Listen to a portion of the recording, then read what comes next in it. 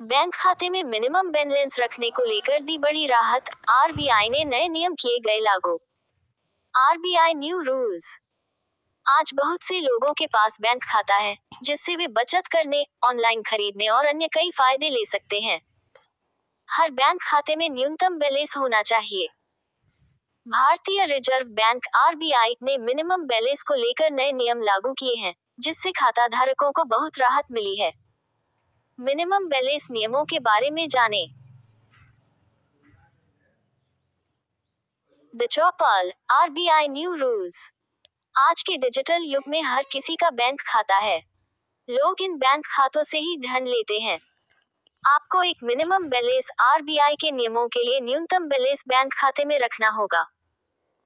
RBI ने हाल ही में एक नई सिफारिश जारी की है जो बैंक खाते में न्यूनतम बैलेंस को शामिल करती है। इनके बारे में हर खाता धारक को पता होना बहुत महत्वपूर्ण है।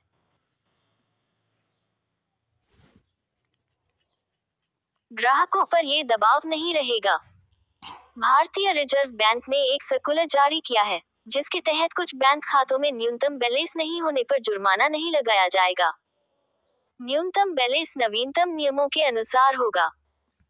ये नियम उन खातों पर लागू होगा जो पिछले 2 वर्षों से उपयोग नहीं किए गए हैं। दूसरे शब्दों में, जो खाते पिछले 2 वर्षों से उपयोग नहीं किए गए हैं। जिन ग्राहकों का खाता 2 साल से नहीं चल रहा है, इससे बहुत राहत मिल सकेगी। ग्राहक अब ऐसे खातों में कम राशि रखने के लिए प्रेरित नहीं होंगे। आरबीआई का ये नियम बैंकों को ऐसे खातों पर न्यूनतम बैलेंस न पर कोई पेनल्टी नहीं लगाने देता है। तारांकन TNCS apply. Download free. RBI ने भी नए नियमों में ये बताया। भारतीय रिजर्व बैंक आरबीआई ने बैंकों को बताया है कि बैंक अकाउंट्स को 2 साल तक इनएक्टिव रहने पर भी इनएक्टिव नहीं मान सकते, खासकर बैंक स्कॉलरशिप या डायरेक्ट बेनिफिट ट्रांसफर योजनाओं से जुड़े हुए अकाउंट्स।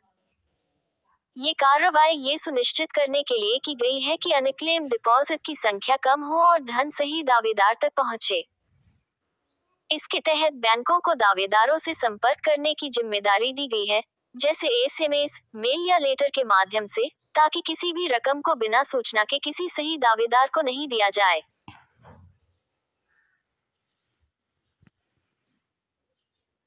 Google selfie camera.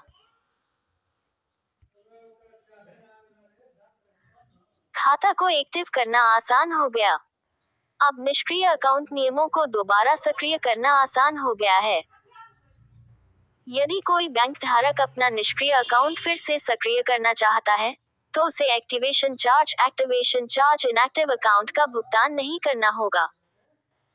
ग्राहकों को इससे अपनी पुरानी जमा राशि को फिर से उपयोग करने में सुविधा मिलेगी और वे बैंक की सेवाओं को बिना किसी अतिरिक्त शुल्क के उपयोग कर सकेंगे।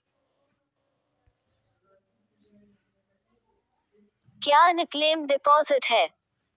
नक्लेम डिपॉजिट्स में मार्च 2024 तक इस राशि में 28% की वृद्धि हुई, जिससे कुल राशि लगभग 42,272 करोड़ रुपए तक पहुंच गई। पिछले 10 वर्षों से ये जमा राशि अलग अलग खातों में बिना किसी दावे के पड़ी हुई है। अब सभी बैंकों ने इन जमा राशियों को आरबीआई के डिपॉजिटर और एजुकेशन अवेयरनेस फंड में स्थानांतरित कर दिया है, ताकि इन पैसे का उचित उपयोग किया जा सके और बैंकों के खर्चों को कम